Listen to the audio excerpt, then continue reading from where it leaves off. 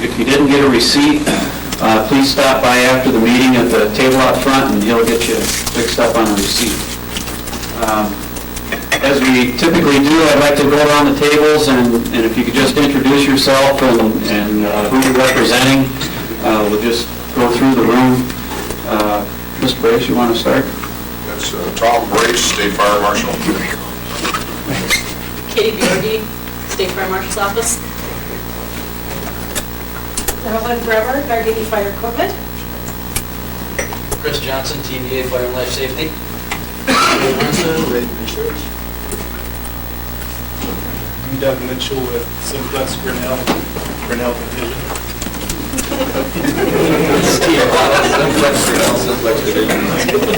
Andy Schuster with Simplex Grinnell. Richard Ishii, Simplex Grinnell.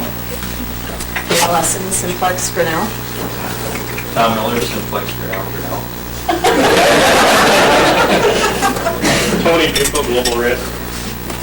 Bill Davis, Industrial Risk Insurance. Kathy Rutherford, IRI. Nick Kanan, Global Red.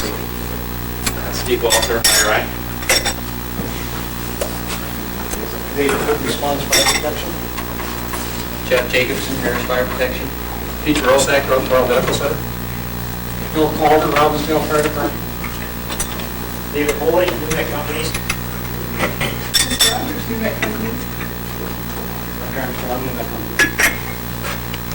Dave Kramer, Crane Engineering. Kevin Opitz, Simplex Grinnell. Doug Rivers, Freon. Pradeep Gupta from TKTA Consulting. Dave Nelson, Fire Control and Vital Link Cable.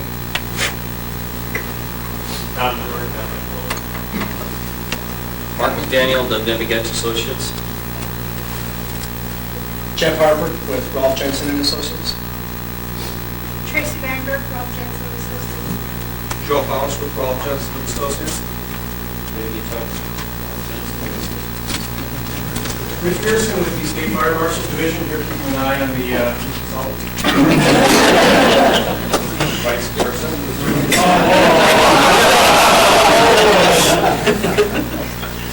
Kevin with Olson Fire Protections. I'm Scott Landy with J and Johnson Sales Service and Voltage Contractors. Chris Jeffrey, Jay Johnson.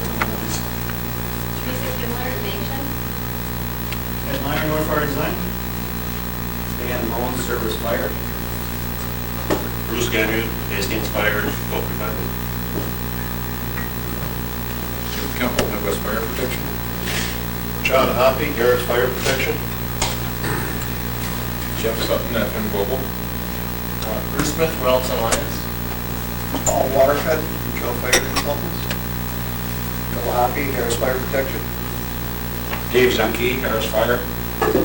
Chuck Rapper, Gilbert Mechanical. Thank you, and I'm Al Moore with Marshal Erickson Engineers. Warren Anderson with Summit Fire Protection. I was just handed a copy of the Governor's Council report. Scott Futrell is our liaison with the Governor's Council, and I haven't had a chance to read this, quite honestly. I don't know, Kathy, you want to try to fill in a little bit? Okay, let's leave it that I've got these minutes here. I'll just read a couple of things. One is that there's a Governor's Day at the State Fair that they wanted to point out that it's becoming bigger and bigger every year, and they're trying to get that organized and set up a booth for possibly the MFPC, which is our group, or the MFSA group, to get more involved with that. So if there's anybody that's interested in that, you could probably contact Scott Futrell about that, or I believe Dan Bernardi at the State Fire Marshal's office has been helping with that over the last couple of years. Let's see what else we have here. I'm trying to read his footnotes. Sounds like they're going to try to get an article put together to circulate that is going to be available in March, to kind of tell what they have been doing and what their some of their goals have been. I guess I've got their annual report up here, and if anybody's interested, I guess I'll leave this information for you to take a look at. Ken, are you here? I'm here. You want to do your usual long treasurer's report? Sure. We have $1,540 in our account right now. 1,540, okay, good. That's a long one. Also, got a copy of the Society of Fire Protection Engineers Adopt a High School program. It's a brand-new program that they put together. A lot of time went into it. And this is just an explanatory explanation of how to get involved with it and how we could do that here. If there's people that are interested, please see me about that. I've been involved with the committee that's putting that together a little bit.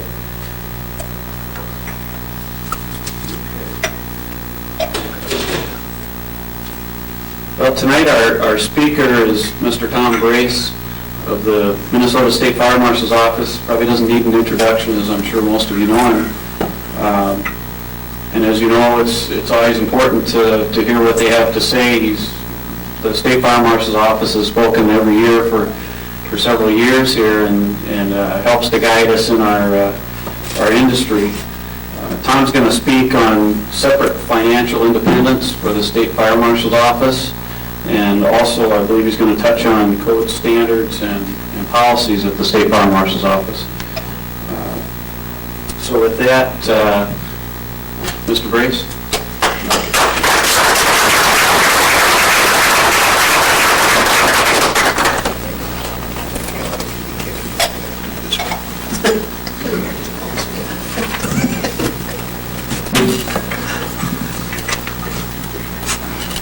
Well, thank you very much. I was reflecting a little bit on driving out here. I started in this business in 1975 when I was named to the Seattle Mayor's Task Force on Arson. As I was thinking of that fact, I also, the radio announced that Tiger Woods was born in 1975.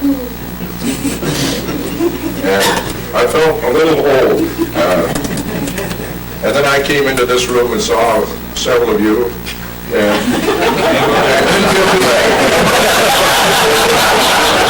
John, you only kid the people you like. There's a fellow walking along a beach and the proverbial bottle washes ashore. And he grabs the bottle and wipes the sand off the bottle, and of course the genie pops out of the bottle and says, I'll grant you any wish that you want. And of course, this fellow was on the west coast of the U.S., and the Pacific Ocean was in front of him, and he said, all my life I wanted to go to Hawaii, but I'm afraid to fly, and I don't like boats, and I'd like to drive. And the genie said, my gosh, what a request. Think of all of the material that we'd need to build a bridge from west coast of the United States to Hawaii. And the genie was beside himself, and so he said, well, do you have any other wish that you would like? Anything else? And the guy thought for a moment, and he said, I'd like to know what women really want. And the genie paused and said, are we talking 2-lane or 4-lane?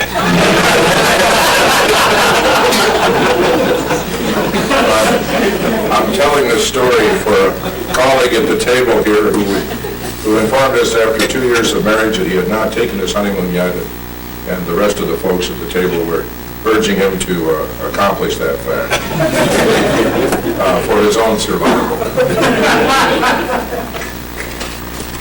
I've got a number of things that I'd like to talk to you about, but I'd also like to engage in a dialogue. So please, if you have a question or a comment, and I don't mind being interrupted, I can actually get back on track.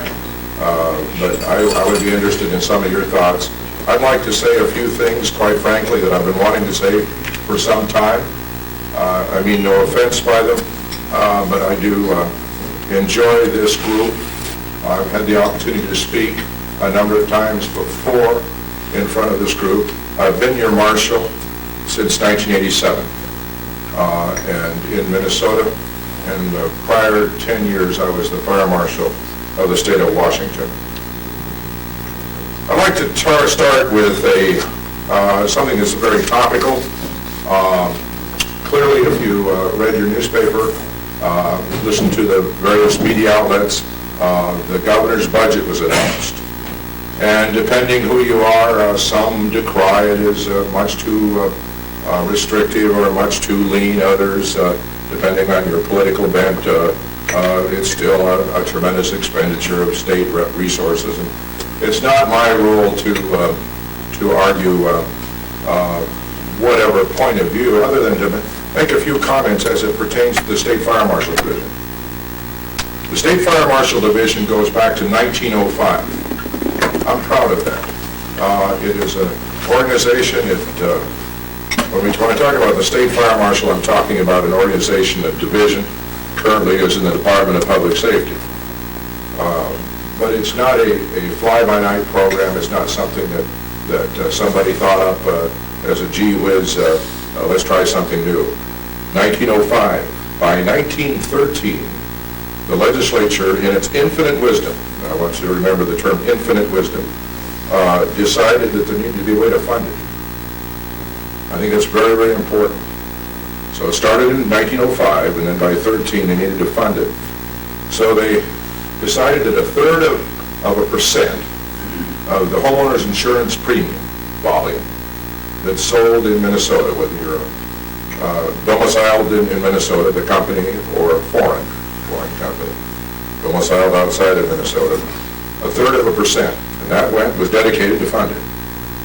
And that went along pretty well until about 1937. They realized maybe it ought to be about 0.5%. And so they upped it to about 0.5%, and it continued to fund the office. And then somewhere about 1981, there was a little proviso in the law that said that no, those funds would not fund the fire marshal's office, that it will in fact go into the general fund. Now, I believe that happened much earlier than 1981, but I think legally they cleaned house in 81. I've gone back to 1965 interviewing former employees, and nobody can remember that money. Interesting enough, the insurance industry, it's called the fire marshal tax, and the industry, if I talk to some of my colleagues in the insurance industry, think that they're still funding the office. So, and I want to give credit very, very carefully. I've talked to a number of different organizations and groups. Would they support the reuniting of this fund with the State Fire Marshal Division? And no one that I have asked has refused us. And the Fire Service, I'm pleased to announce, has named, the Minnesota Fire Service has named the State Fire Marshal tax, it's now referred to as the State Fire Marshal Funding Bill, as their #1 priority. And I'm very pleased to hear that support from the National Fire Sprinkler Association, Region 15, and others clearly is appreciated. We're going to try to get that money back, and back to fund the office. In '99, it was $3.77 million. Our budget is about $4.2, but I do a lot of contracting with the Department of Health and Department of Corrections and Department of Children, Family, and Learning for various inspection programs. So hopefully, I'm providing with you information tonight, not advocacy. It's not in the governor's budget, but I know it will be an issue that will be debated firmly and with some enthusiasm by some of the sponsors of it. We feel that we are a service organization to a number of groups, and we feel that if we're properly funded and staffed, then we can provide the level of service to to you that will allow you to do the kind of job you want to do to your clients and customers and the citizens of Minnesota. I'm very proud of our staff, and I recognize Katie Letourneau-Bjorgi over here on our sprinkler program, and Dr. Pearson in the back, consorting with the Paul Jensen crew. I did hear they were coming to town, and certainly there is proof, and welcome to Minnesota.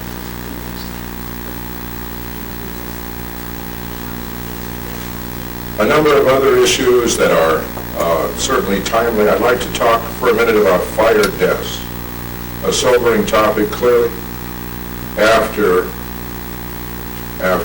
dinner. But if we are looking for ways to measure our fire prevention and fire safety activities, certainly looking at fire death rates is one indice. In 1999, 60 people perished. In 2000, 48. Now, I think there's some significant factors here. Of those 48 people who perished, 30 were in a residential or dwelling. 12 were in vehicles. 2 were suicides, and 4 were explosions. I think that we will, as we dissect that a little further, we find that where we live is the single most unsafe occupancy in our society, where we live, home. Over 67% of all fire deaths, both in Minnesota and nationwide, are where we live. From a fire code standpoint, we probably do the very least in terms of code requirements and regulations is where we live. There are 2 groups that are at the greatest risk, and when you go home and your significant other said, now what did you learn tonight at Lido's? Maybe this is a fact that you can rattle off. And truly that our seniors 60 and over and our children 10 and under are at the greatest risk. If you're not in that 2 spans, then high probability you're a caregiver. Now, on Friday at 9 o'clock is a first hearing on a fire-resistant cigarette bill. This technology, we've been waiting for it for a long time. It exists. You put a cigarette down in an ashtray or you drop a cigarette into an upholstered chair and it goes out. Fire-resistant. It's being actually marketed. There's a brand today that's available. It's a Merit cigarette.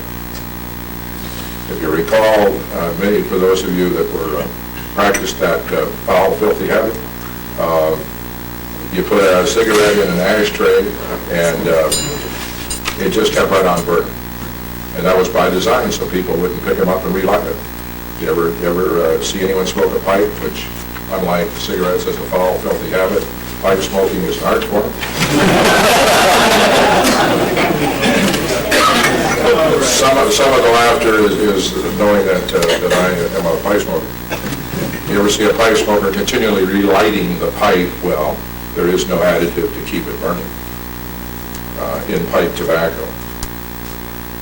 I've fought for years for new upholstered furniture standards at the national level, testified in Congress and for the U.S. Consumer Product Safety Commission, urging them to move away from voluntary to more defined standards. I think California Technical Bulletin 117, wonderful. A name of Gordon Dumont, maybe some of you know that name, a person that has been a world-class leader in this arena. So either you make the upholstered furniture safer or you make the cigarettes safer. But clearly, in Minnesota, reflects the national experience, 1 out of cigarette smoking is the #1 cause of fire deaths in Minnesota and the U.S. In Minnesota, 1 out of every 4 fire deaths are cigarette related. It's the 7th cause of fire. I'm going to play mathematical games with you, but you have to go down to number 7 as a cause. But in terms of the explanation of fire deaths, it's #1. So if this technology exists today, I intend to vigorously support that effort. Another thing in looking at the statistics is 12 vehicles, 30 in residences, but 12 in vehicles. And I've just been given the honor of establishing an automobile task force through our National Association of State Fire Marshals. We're heading to the National Institute of Science and Technology next week, and we are going to kick off a 2-year study of automobile fires. Some of the preliminary data indicates that you're about 4 times safer in an airplane cabin than you are in an automobile in terms of fire-resisting and fire-retardant materials around you. So I'm excited about that opportunity.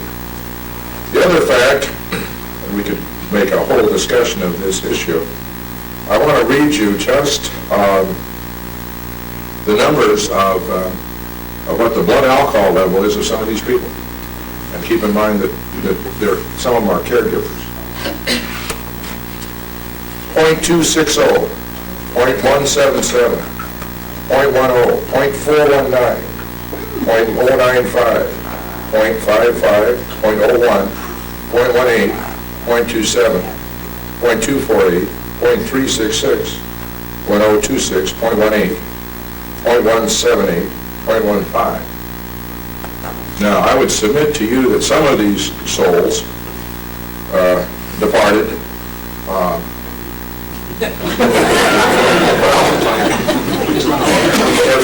If they took themselves out and no one else, you could see maybe the humor in that, or certainly they felt no pain. But here the legislature is debating 0.08, and you've got somebody here that's 0.419. For most of us, I believe, would be comatose, would be a description.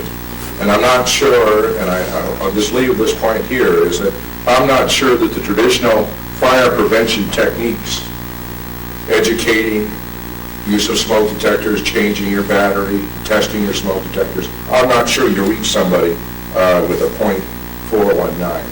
So maybe... What's that? I'm sorry, Tom, I interrupted. They wouldn't do a smoke detector? No, absolutely not. Also, I want to look a little bit further. We're doing Minnesota, and I'm very proud of this state, notwithstanding some of our radio talk shows. But we have a law, it's a little-known law, but all fire deaths in Minnesota are autopsied. I have fought very hard for that. We thought we were going to lose it. And we were able to prevent us from losing it. All fire deaths are autopsied. And I'm convinced that some of our senior citizens, when they take the hearing aid out of their ear and rest it on the nightstand, or they're taking some pretty healthy or heavy pain medication or maybe sleep medication, that maybe the traditional smoke detector isn't doing it. Maybe we need to look at something else. You know, they do have smoke detectors for people that are deaf. Maybe we should be emphasizing that. And as I say, some of these people never knew what hit them. But be that as it may, we believe in the greater fire community that we want to do all we can to reduce fire deaths. I'm particularly interested in the automobile piece because I'm concerned that with my brother or sister agency, the State Patrol, that we're double counting. So we need to coordinate very carefully with it. Did the crash kill them? Was the subsequent fire? And where do we go from there? So the subject of another evening, but I just want to give you just a little bit of insight there. Some of you are following, my sense is most of you are following this whole international fire code, international building code issue.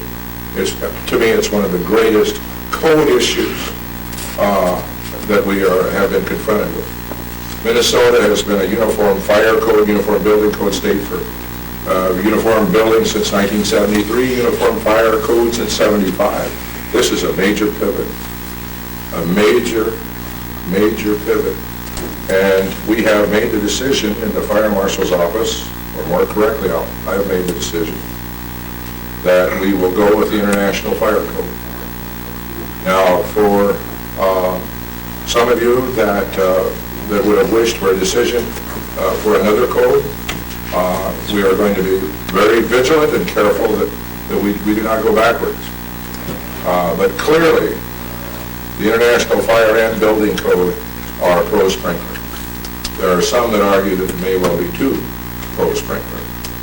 But be that as it may, sprinkler fire protection is an integral part of those two codes. Like anything else, I think there's going to be a birthing period. There will be problems. There will be chuck holes, whatever euphemism you want to use. But it would be a good world to see us all singing from the same piece of sheet music. And if I were in the private sector, and particularly if I were building across the country, the idea of having one standard nationwide makes a lot of sense to me.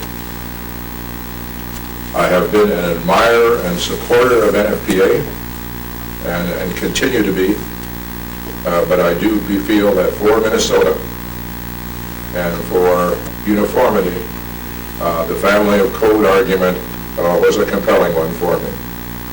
There's a group that I would suggest that you watch very carefully. I happen to sit on it, but that in itself is not reason to watch it. It's the Construction Code Advisory Council. There's a creation in the Carlson administration. It's continued in the Ventura administration. And I believe that they are beginning to pull together the various code bodies at the state level and are also arguing for uniformity and the elimination of conflicting code provisions. Remember, the Construction Code Advisory Council happens to be led by a very able architect, Dean Newens, but it's a group that I see some promise coming out of. In the subset of those issues is something that I see emerging in the arena of passive fire protection.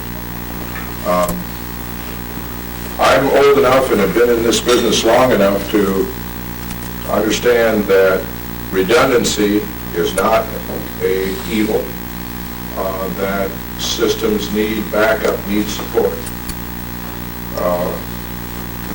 We are in the process, let me say the we pronoun. Dr. Pearson is in the process of drafting for want of a better term, a bulletin to urge some caution as how passive fire protection is eliminated with the use of sprinklers. Now, I'll stand on my record as being a supporter of sprinklers, but it does bother me that the decision to take out some of the passive fire protection is not based on good fire protection criteria, but basically an economic consideration. I think there's room for both, is what I'm saying. I'm for fully sprinklered buildings, but I also recognize that buildings change use. And what might work very nicely for an office complex through the years, what do we know how that might change and how that use might change? Redundancy, as I say, is not an evil. Watch where the bulletin will be disseminating it as widely as we can. Toward that end, we also are in the process of rewriting the sprinkler rules. Every time we open those rules up, it is contentious. I'm convinced that anyone in the sprinkler industry is, by definition, shy and retiring.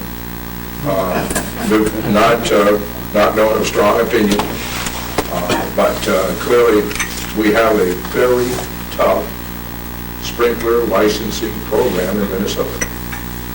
And I am a little bit apologetic, not too much, about your previous speaker that talked about his experiences with sprinklers around the country, but we work very hard at making sure that people are licensed and we have an understanding of plan review and inspections. And as I say, we're hoping to capture those revenues. I think that's a good point to mention that the sprinkler industry is supporting an initiative to take all of the revenues that are generated from our Sprinter program and put them in a dedicated account. And I want to thank publicly the industry for introducing the bill. We've got it covered both ways. We've got it covered in the, as a standalone bill, and it's also covered in the fire marshal funding, fire marshal tax bill. So one way or the other, we hope that we can, if the industry pays for a service, they ought to receive the service in total, not the quote surplus going into the general fund. In other words, that if the industry taxes itself, then they should have the full benefit of the service. Now, how does that work out? Well, we visited this is just a calendar year 2000, we visited 215 properties, did close to 300 inspections, issued 386 permits, and did 610 plan reviews.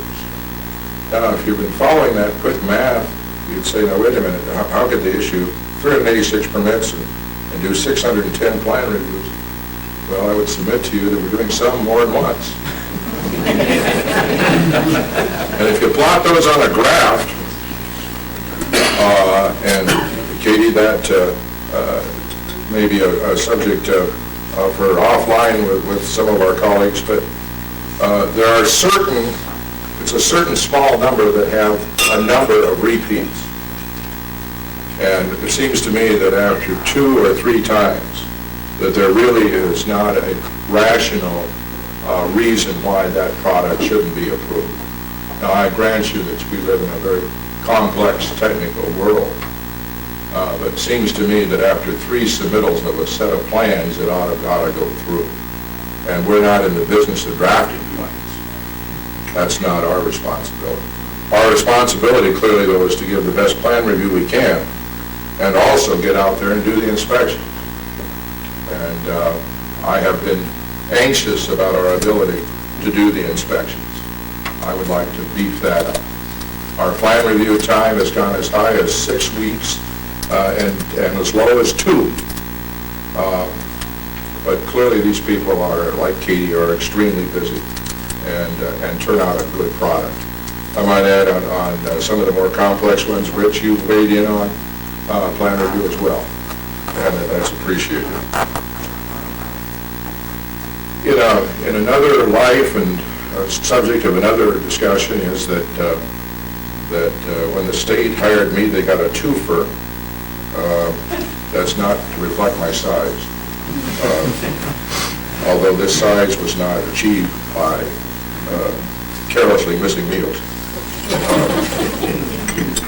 But I'm also the director of the Office of Pipeline Safety, and I have been doing that since '94. I've been the Marshal since '87, but the director of the Office of Pipeline since '94. That's a fascinating subject. It's clearly what's out of sight is out of mind. You'd be interested to know that there's over 50,000 miles of pipeline in Minnesota. We have about 17 people who work full-time inspecting pipelines. We're one of 3 states in the union that have both state and federal authority on intra and interstate pipelines. A very aggressive pipeline safety program. Some top-notch engineers, pipeline engineers that are licensed in a number of states.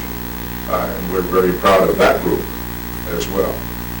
And what we've been able to do in the last, since '94, is we'll take a house explosion and we'll put a pipeline engineer alongside a fire investigator, and we'll figure out what happened. And we've got the jurisdiction covered from the center of the street all the way into the bowels of the building. And between the 2 of them, they'll figure out why that blew. And clearly, if you follow the news, we've had some rather spectacular explosions, not the least of which is on my mind, is St. Cloud. And clearly, as the whole fiber optics world comes into being, we're hitting things that obviously people never knew were there in the first place. And watch where more hits. Bluntly. We've got a call before you dig program. You've seen that advertised. Gopher State One Call. I remember when I first came to Minnesota, I couldn't believe that a gopher became a mascot. But however it works, gophers are rather fondly thought of, at least from a symbolic standpoint. We call that program Gopher State One Call. I was looking at some statistics we just put together that Hennepin County had between 100 and 150,000 requests for locates, and that's just one county. Between 100 and 150,000. So it's not by accident that some of this stuff gets hit.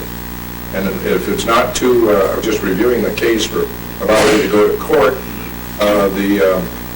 the issue you remember with Northwest Airlines when Quest, formerly U.S. West, was hit, and all of a sudden Northwest Airlines ticketing and reservation system took a uncharacteristically, even for Northwest,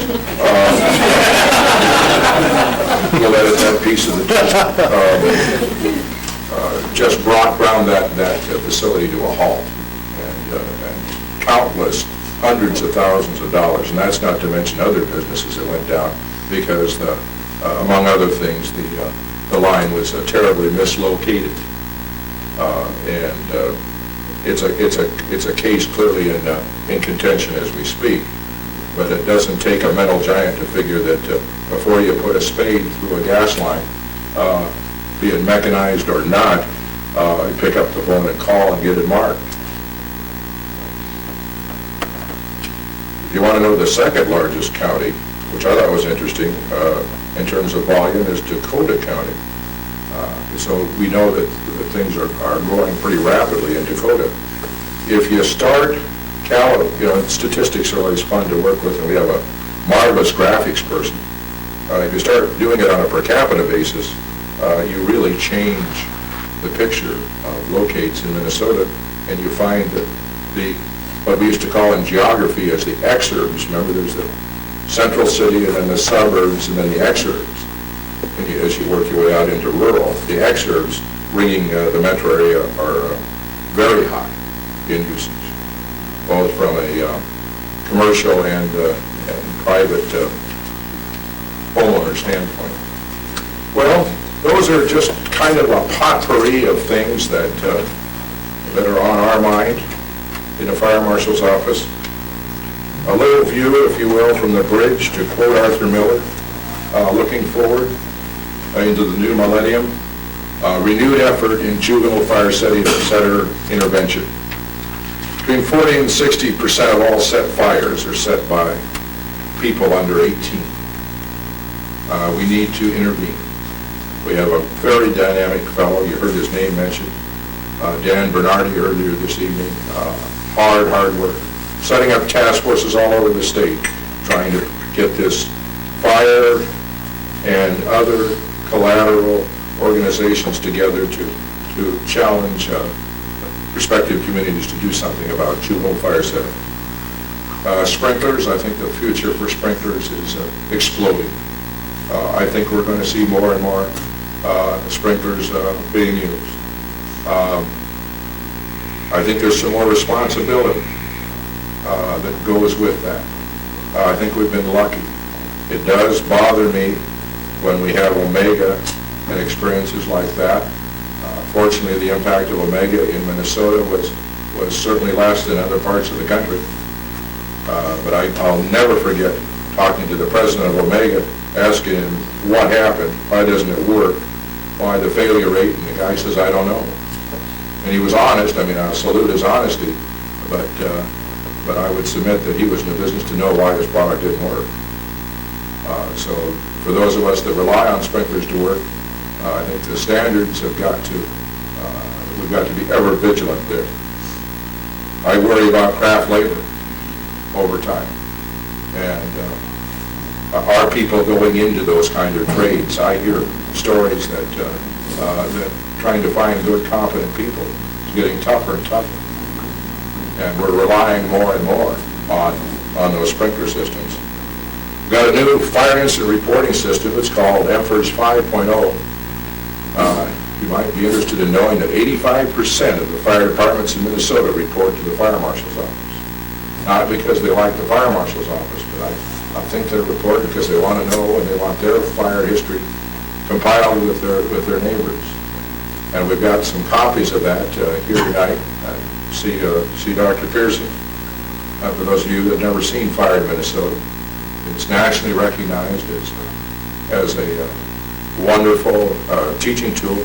It's designed to literally take the pages out of it. It's camera ready, and you can use it for a wide range of fire safety, fire prevention activities.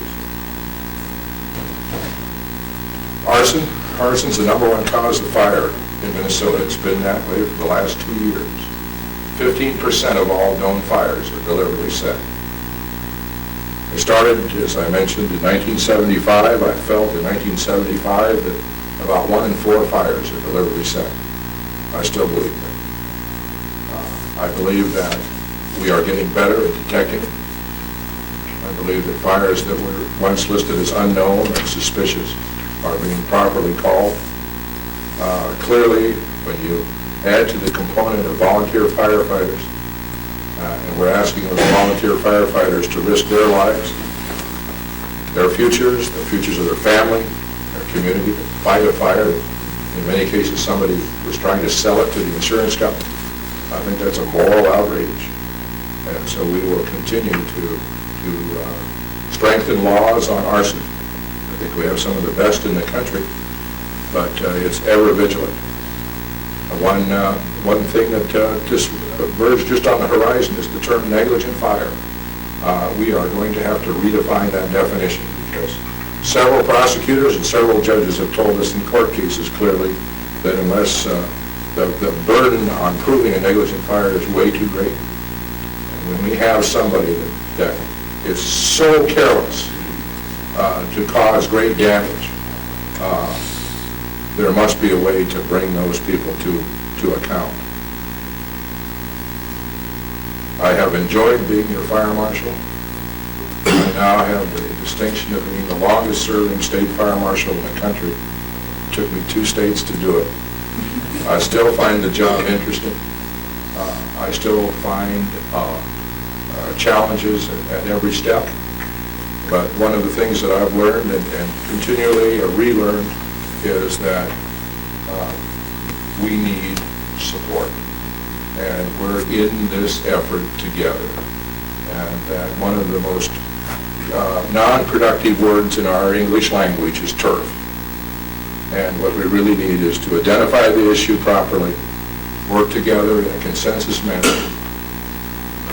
build a coalition of people, go out and solve the problem, dissolve the coalition and go on to the next one. And really I think that that's the future, what it holds. That how can you bring to the problem the knowledge and expertise, and how can you contribute to a solution? And I think we can make a difference. In my span of fire service, I've seen fire deaths reduced over half. I think smoke detectors are a large explanation of that, but I also think that public fire safety education has played a major role. And I think we can still do better. I look at our colleagues in MAD, Mothers Against Drunk Driving. They changed a nation's drinking habits and affected several industries in a relatively short period of time. And if you analyze how they did it, their message was crystal clear. And my sense is that they'll probably be successful even with .08. So clearly we've got some models to follow. We've got a real challenge still ahead of us. I think it's a great industry to be associated with, and I thank you for your attention.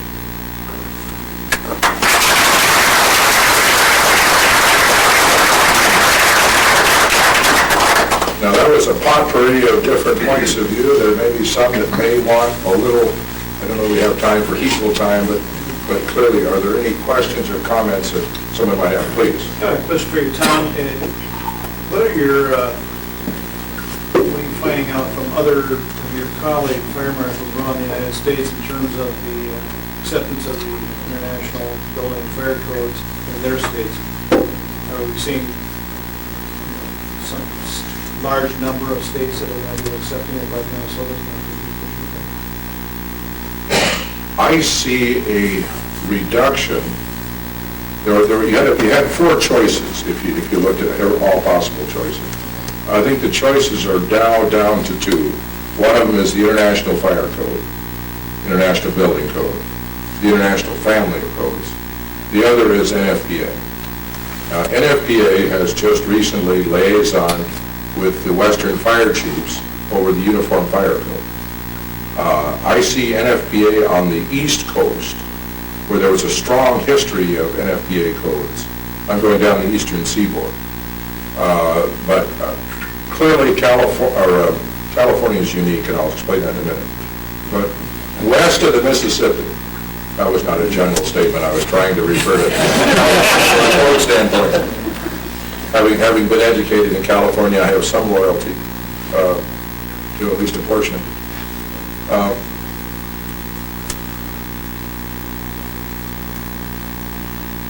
I'm still hopeful. If you look at the reliance of the international, for example, International Fire Code to certain NFPA codes and standards, I'm still hopeful that we'll see a gathering of a coming together.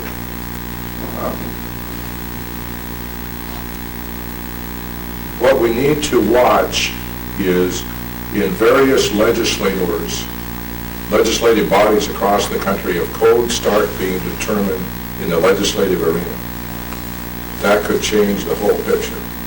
In Minnesota, to date, it's like the Department of Public Safety's State Fire Marshal that ultimately makes the decision, or the Department of Administration, the Building Code Division, that makes the decision. If the legislature starts mandating what code is going to be accepted, then all bets are off. And I noticed that, like in Florida, NFPA was successful in getting it named as the fire code. Interesting enough, though, Florida had 3 different codes. So clearly, anybody that came in with one code, I thought, made a cogent argument. California, as I mentioned earlier, we're not sure just which way that's going. There is a body that determines what edition of the code it decided, no, it wanted to go with the NFPA code. And they're both good codes. But I'm convinced that whatever one adopts in a community I'm going to define as the state, boy, they should be compatible. And I think there's an imperative that if somebody complies, as an example, with the fire code, but is in violation of the building code, or vice versa, that's not right. We shouldn't put our citizens, our industry, in that dilemma. I think as code regulators, we have a responsibility to make sure these things fit. And I've signed an agreement with the Building Code Division that we will adopt jointly building and fire codes, no more of this. And I have to say I'm embarrassed in past life is that, why weren't we on the exact same edition of the code? And that'll never happen again. I feel very strongly about that. Go ahead, sir. I was a electrical engineer, and I do design fire systems for the buildings, for the industry, for all these things. So first thing I ask sometimes to the owners, what do you want, to protect people or protect the property? Because two different concepts start going, codes and all those things start working on two different concepts. Sometimes they say we want to protect both. Well, that's easy. Then they say we want to protect the building, so the sprinkler system, that thing, forget about the alarms. I believe the building could allow that. So the thing is that if we can look at the say which way the fire is increasing water, yes, it is increasing water. What is happening? People are safer than before, properties are safer than before. We should look into that and see where the mistakes are or what we can do better. Well, I think we have made some significant steps, but I think it's the price of internal vigilance. We're looking at some of these high-rise, high-pile storage that historically has been a warehouse configuration, and all of a sudden we're going to run the general public through all these aisles, and we're going to hire somebody at a minimum wage to probably be the first one out the door in a fire scenario. I think that there's always new challenges. I'd like to think we could have both, protect people and protect property. I would, if I were a property owner and you asked me that question, I would say that's a choice, that's a Hobson's choice I'm not going to make. Sprinklers have been recognized as both property protection and life-saving features, particularly the quick response heads. I'm for getting people up and out. Clearly, I mentioned earlier, the smoke detector has probably done more to save residential lives than anything, any other single feature. That's a complex question. I think we're doing better in some areas, and but we're creating other environments that may be far worse. So I think it's a continual vigilance. But I think that fire officials, and I wish there were more tonight here, but from the public sector, excuse me. We also have to have the courage to say what's not a fire hazard. And I think that sometimes our credibility is damaged when we stand up and say, oh my God, we can't do it. Well, what's the data say?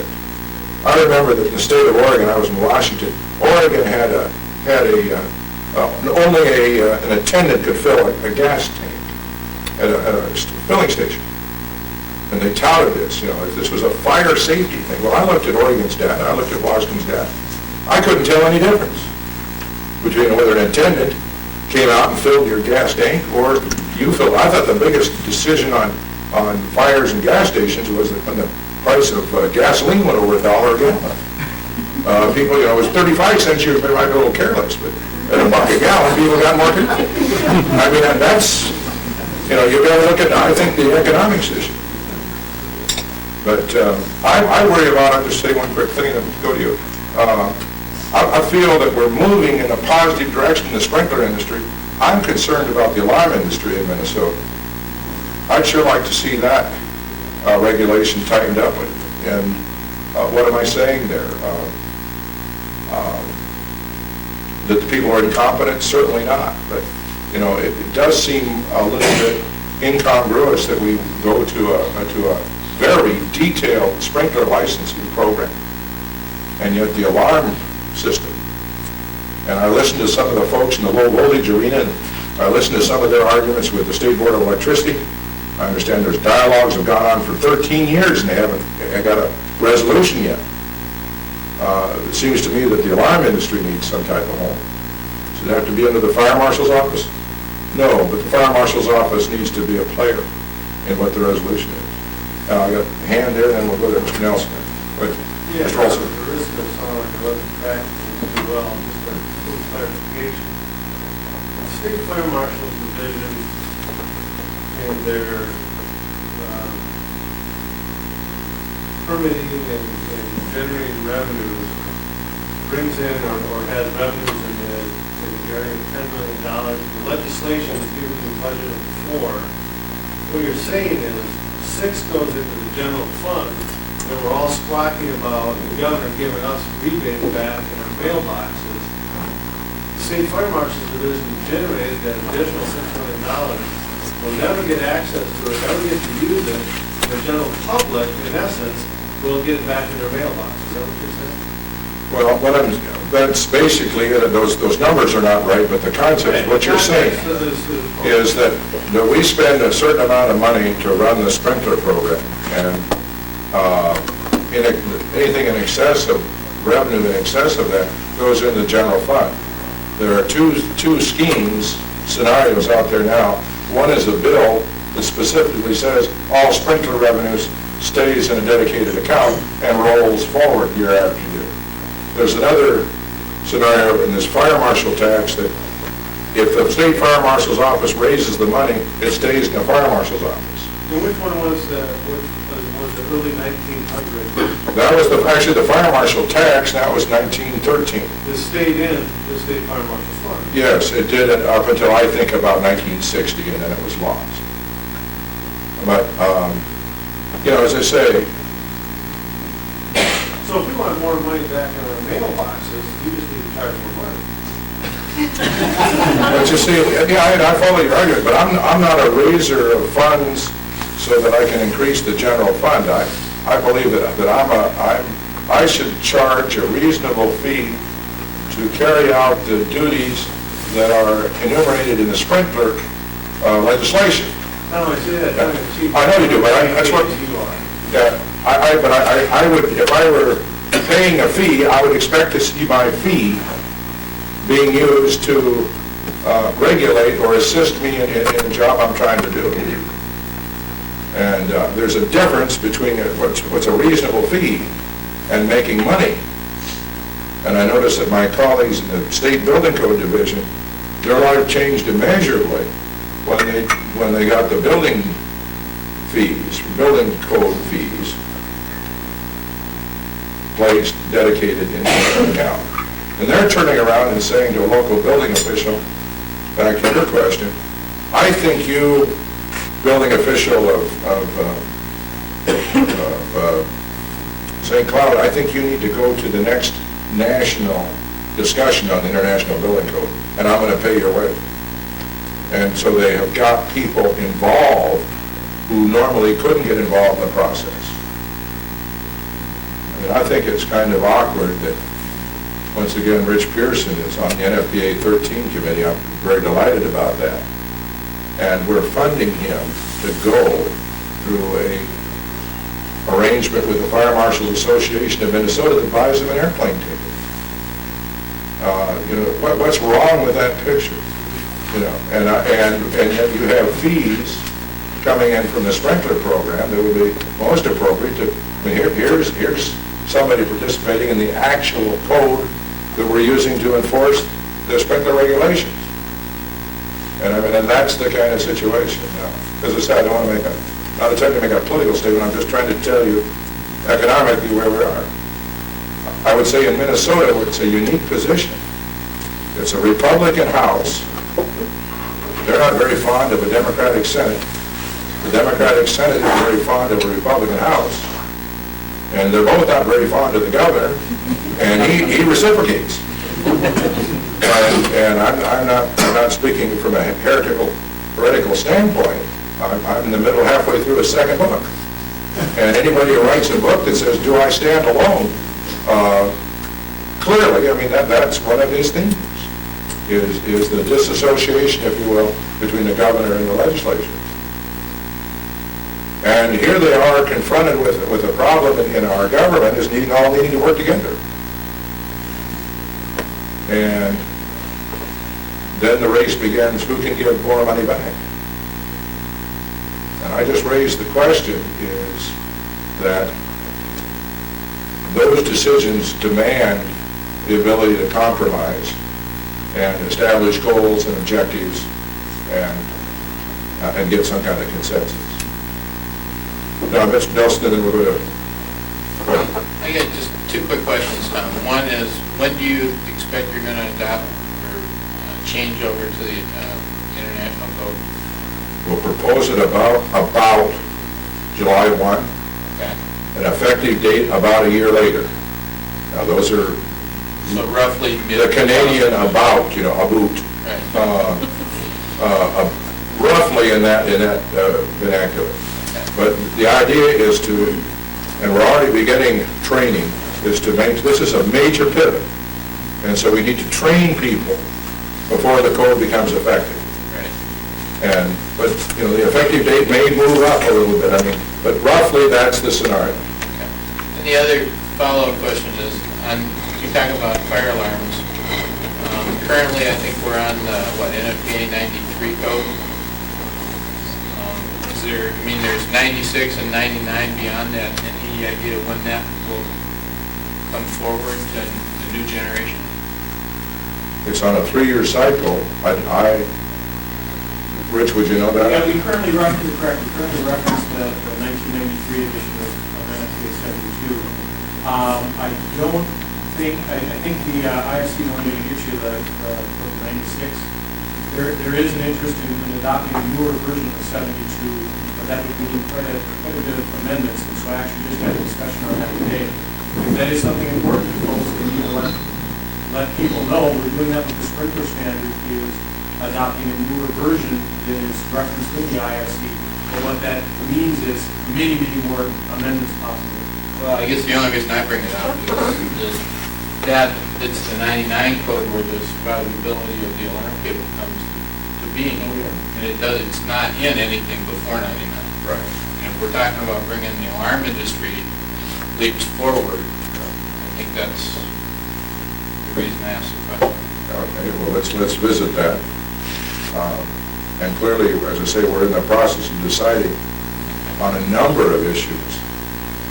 The propane people have been in to talk about, they have a similar argument about what edition of the NFPA 58 to use. And of course, there's some provisions in the latest edition of NFPA 58 that we can't accept in Minnesota. So at a minimum, if we go over, we'll have to take those out. I'm talking about propane tanks on roofs. I'm not prepared to go there. Fish houses. One more thing. Okay, and then we have another gentleman there, go ahead. I should follow up then with you or with?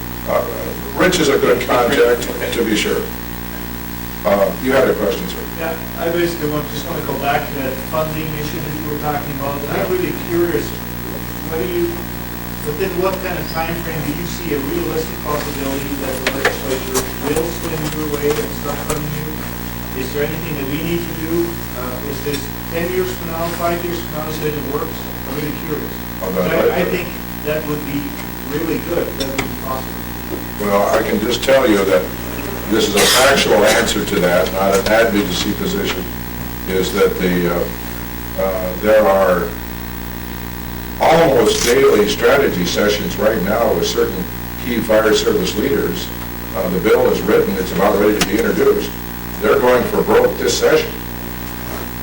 So it's very topical. And we can certainly keep you informed of how it's doing.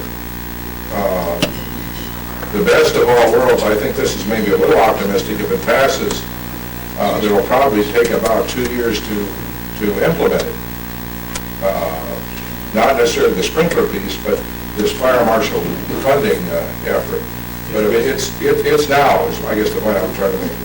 Then my further question to that would be, how do you perceive the governor to react to this? Because we know in the past, Arnie Carlson vetoed some sprinkler bills. Oh, we remember that well. Yeah, we know, but how does the present governor look at that? Would he be objecting to it, or would he seems to be the kind of guy that probably go along with it, because it would make sense to him. One of the most exciting pieces of news I heard recently was that the Speaker of the House, who I might add is on the bill, conservative Republican,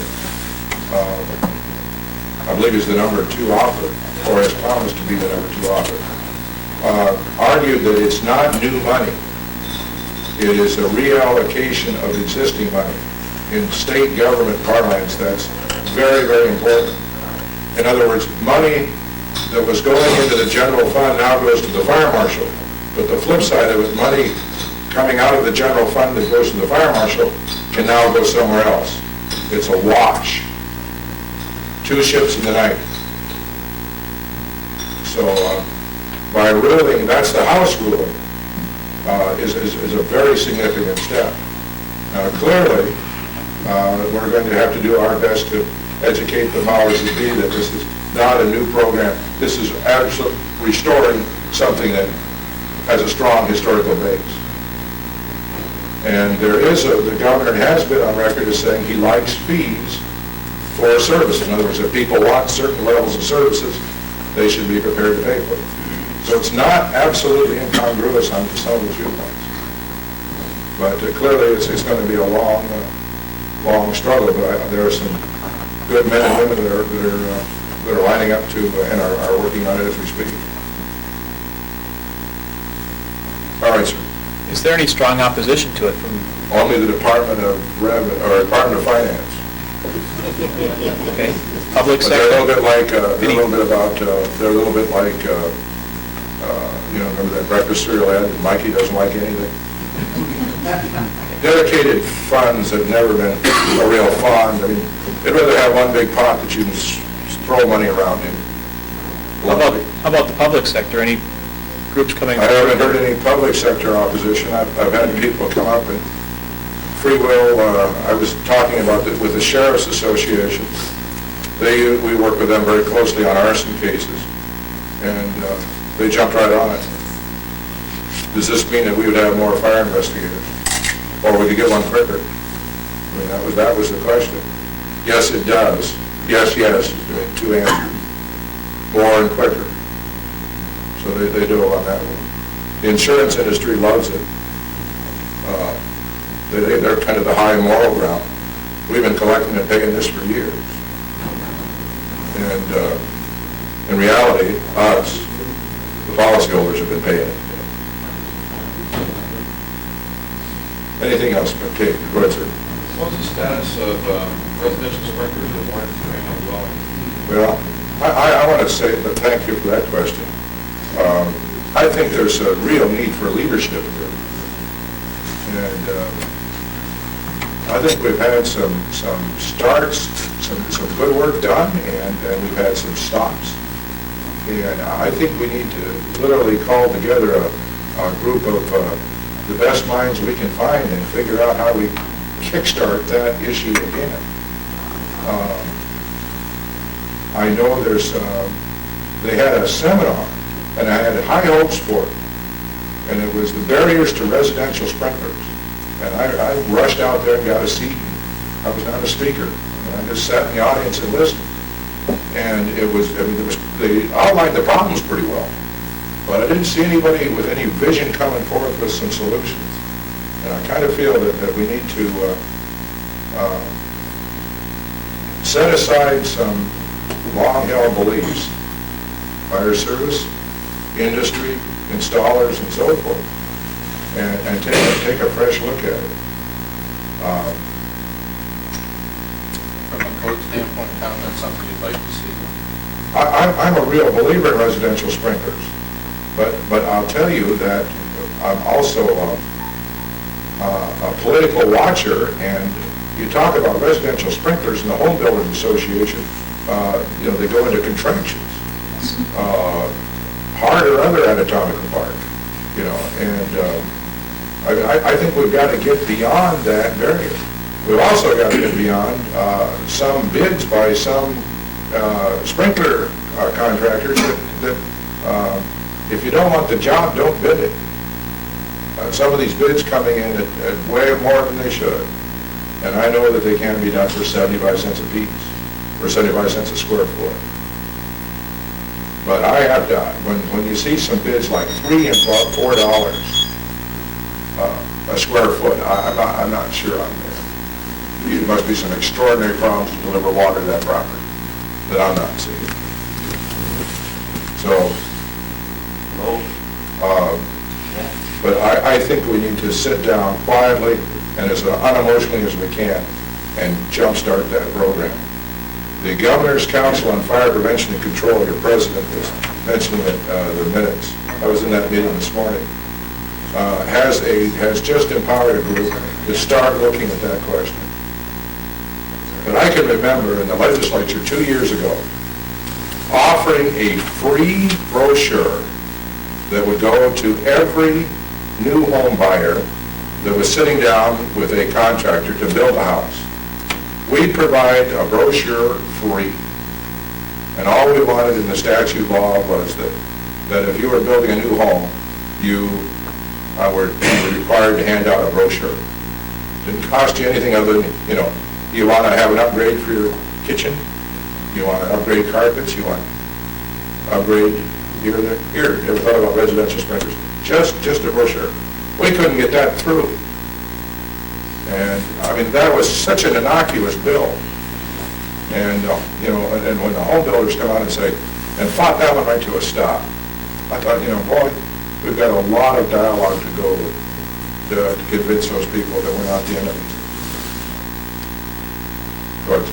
Just a follow-on to that, and if you're interested, I could put you in contact with the fire chief from Barrington, Illinois. I'm actually from our Chicago office, and I sat through a presentation at our local SLP chapter where he talked strictly about this issue. They're one of probably about 9 or 10 communities now in the Chicagoland area that do have ordinances that require residential sprinklers in those dwellings. And they've gotten through some of the water supply issues, and they have a lot of very remote areas that have very low water supplies. And what they've been able to do, based on looking at it outside the box, outside of standard requirements per se, and they've been able to get sprinklers installed in some of these massive homes in Barrington Hills, 6,000, 7,000 square feet that were 95 cents up through maybe $1 or 35 a square. So, And if somebody is building a 6 to 7,500 square feet home, the cost of sprinklering something like that is, the fabric choice in the bedroom is probably more. When I'm talking, when you're talking about these, half or $750,000 to $2 million homes, what is the cost of sprinkling it? And, from a fire department standpoint, fighting a fire in that kind of structure, that's a significant size structure. Multi-levels, and all the way it goes. The resolve is still there, but I think we need to look at maybe a slightly different way to do it. And I don't want my remarks to be taken as critical. I'll stand by my comments about home builders. But I'm thinking that some of the ways we've tried it in the past were probably good for that point in time, but now we need to do something maybe a little more dramatic. Have you ever talked to the insurance industry to see what they're about? Yeah, and you get, what people are more concerned about? Water damage. More concerned about water damage than they are fire in many cases. Sprinkler industry, I think the best policy you can find is 10%. But, fire, your fire portion of your homeowners is going down. On your homeowner's policy, the big nut, the big cost of the premium is theft. Theft.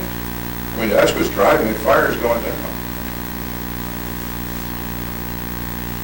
I look at Maple Grove, I'm very impressed with a couple of things Maple Grove has done recently. Where they've got some new construction sprinklers. They've followed through and they've shrunk the size of the cul-de-sacs and the widths of the road and so forth. But there were some trade-offs, and the industry stepped up and said, "You bet, we'll sprinkler." So I think it can be done. I think we need to look at some of those examples. But you can't say sprinkler it and then do all the other things too. There's got to be an incentive. There's some give and take in here. Well, you've been a really patient audience, and it has been a pleasure to speak with you, and at least we're involved in an activity that there's lots to be done, and working together, I think, is the answer. Thank you again.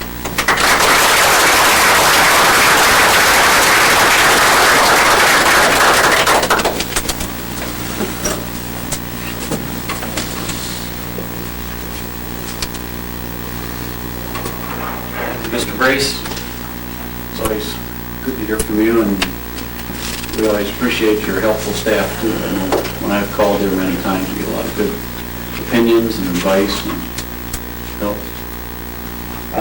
Just a few other comments here. The NFPA convention is in Anaheim, California this year. Starts on Mother's Day. For those of you that don't want to be around your mother, you can go to the NFPA convention. The Society of Fire Protection Engineers also has quite a few meetings and events. And if you're interested in attending, I'd be happy to help you with getting information or application, that kind of stuff.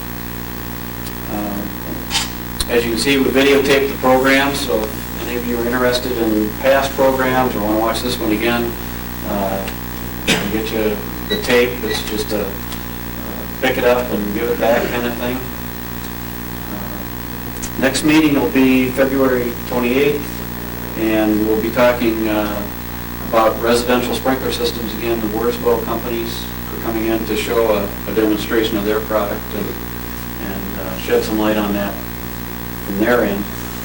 Again, if you need receipts, check with Ken at the table afterwards. Otherwise, thank you for coming. It's one of the largest groups we've had, and we appreciate seeing you here. Thank you.